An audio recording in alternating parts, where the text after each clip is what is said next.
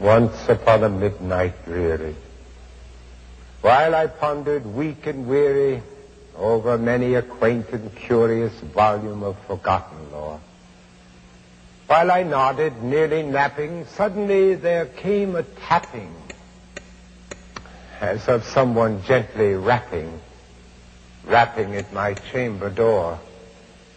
"'Tis some visitor," I muttered, tapping at my chamber door, "only this and nothing more."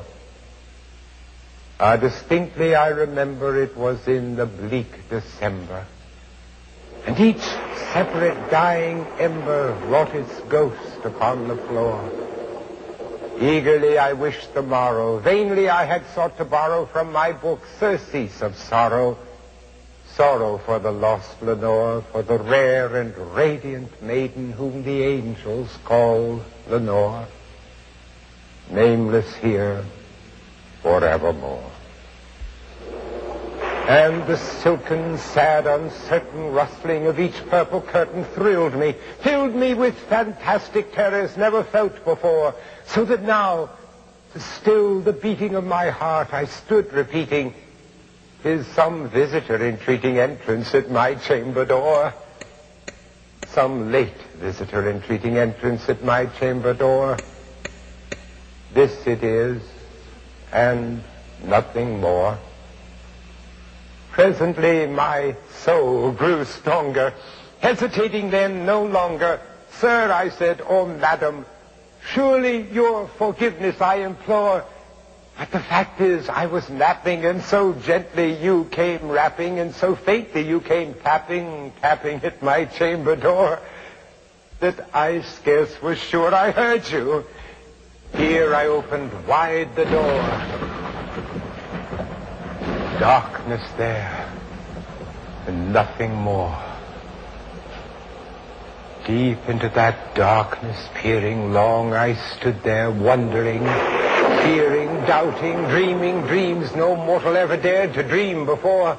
But the silence was unbroken, and the stillness gave no token, and the only word there spoken was the whispered word, "Lenore."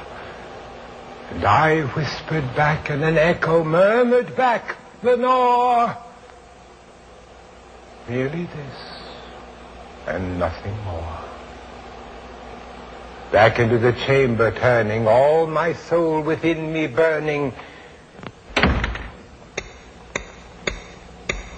Soon again I heard a tapping, something louder than before. "Surely," said I, "surely that is something at my window lattice. Let me see what then thereat is, and this mystery explore. Let my heart be still a minute, and this mystery explore. 'Tis the wind and nothing more." Open here I flung the shutter, when with many a flirt and flutter in there stepped a stately raven of the saintly days of yore. Not the least obeisance made he, not a minute stopped or stayed he, but with mien of lord or lady perched above my chamber door, perched upon a bust of Pallas just above my chamber door, perched and sat, and nothing more. Then this ebony bird beguiling my sad fancy into smiling, by the stern and grave decorum of the countenance it wore. "Though thy crest be shorn and shaven, thou," I said, "art sure no craven, ghastly, grim, and ancient raven, wandering from the night's Plutonian shore. Tell me what thy lordly name is on the night's Plutonian shore." Quoth the raven, "Nevermore." Much I marveled this ungainly fowl to hear discourse so plainly, though its answer little meaning, little relevancy bore. For we cannot help agreeing that no living human being ever yet was blessed with seeing bird above his chamber door, bird or beast, upon the sculptured bust above his chamber door, with such a name as Nevermore.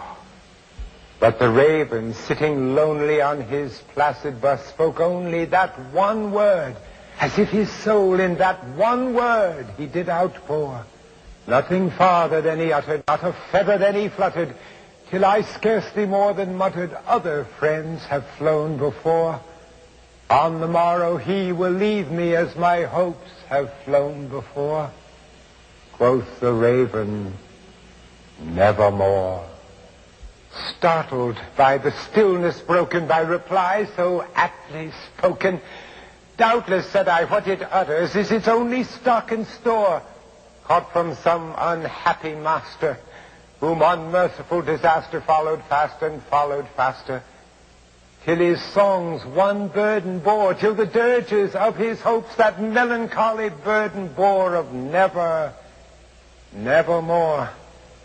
But the raven, still beguiling all my sad soul into smiling, straight I wheeled a cushioned seat in front of bird and bust and door.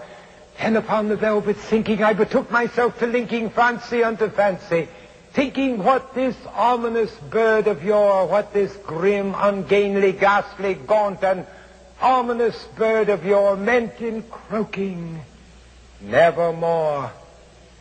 Thus I sat engaged in guessing, but no syllable expressing to the fowl, whose fiery eyes now burned into my bosom's core. This and more I sat divining, with my head at ease, reclining on the cushion's velvet lining that the lamplight gloated o'er, but whose velvet violet lining with the lamplight gloating o'er she shall press, nevermore. Then methought the air grew denser, perfumed from an unseen censer swung by seraphim, whose footfalls tinkled on the tufted floor. Wretch, I cried, thy God hath lent thee, by these angels he hath sent thee respite and nepenthe from the memories of Lenore. Quaff, oh quaff this kind nepenthe, and forget this lost Lenore. Quoth the raven, nevermore. Prophet, said I, thing of evil, prophet still, if bird or devil, whether tempter sent or whether tempest tossed thee here ashore, desolate yet all undaunted, on this desert land enchanted, on this home by horror haunted, tell me, I implore, is there balm in Gilead? Tell me, I implore. Quoth the raven, nevermore. Prophet, said I, thing of evil, prophet still, if bird or devil, by that heaven that bends above us, by that God we both adore, tell this soul with sorrow laden, if within the distant Aden it shall clasp a sainted maiden, whom the angels name Lenore. Clasp a rare and radiant maiden, whom the angels name Lenore. Quoth the raven, nevermore. Be that word or sign of parting, bird or fiend, I shrieked upstarting, get thee back into the tempest and the night's Plutonian shore. Leave no black plume as a token of that lie thy soul hath spoken. Leave my loneliness unbroken. Quit the bust above my door. Take thy beak from out my heart, and take thy form from off my door. Quoth the raven, nevermore. And the raven, never flitting, still is sitting on the pallid bust of Pallas just above my chamber door. And his eyes have all the seeming of a demon's that is dreaming, and the lamplight o'er him streaming throws his shadow on the floor. And my soul from out that shadow that lies floating on the floor shall be lifted nevermore.